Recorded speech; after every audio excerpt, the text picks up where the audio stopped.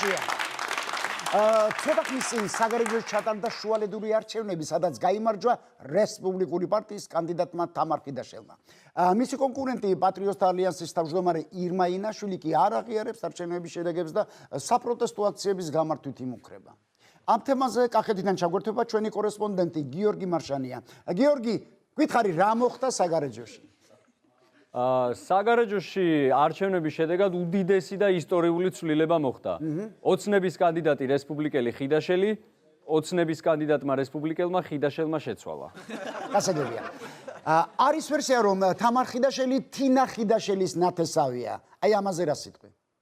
არა, ნათესავი არ არის, ორივე რომ რესპუბლიკელია, ეგ უბრალოდ დამთხვევა.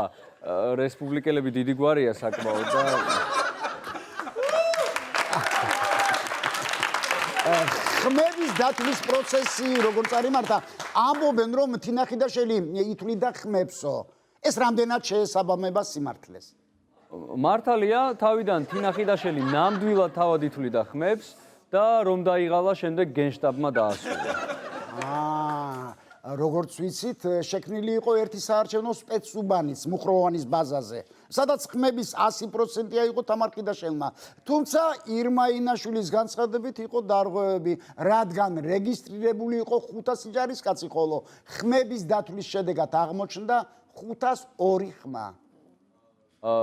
დიახ, ეს ინფორმაციაც მართალია და ამაზე ბატალიონის მეთაურმა ასეთი განმარტება გააკეთა.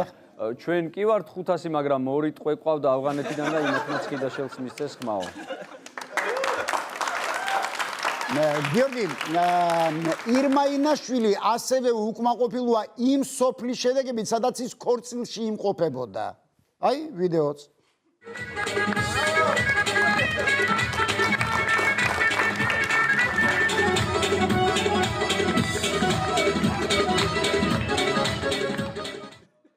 ესე იგი, ირმა ინაშვილმა განაცხადა, ამ სოფელში 20 ხმა არ უნდა მიმეღო, რადგან მარტო ქორწილში 500 კაცი მიკრავდა ტაშსო.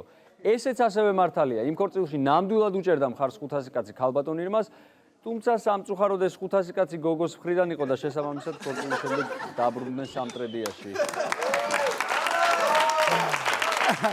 გიორგი, და ბოლოს როგორ ფიქრობ, რეალურად სამართლიანად ჩატარდა თუ არა არჩევნები?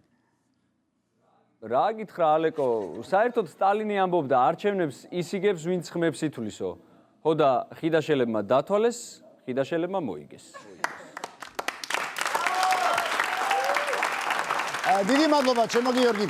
ეს იყო ჩვენი კორესპონდენტი გიორგი მარშანია.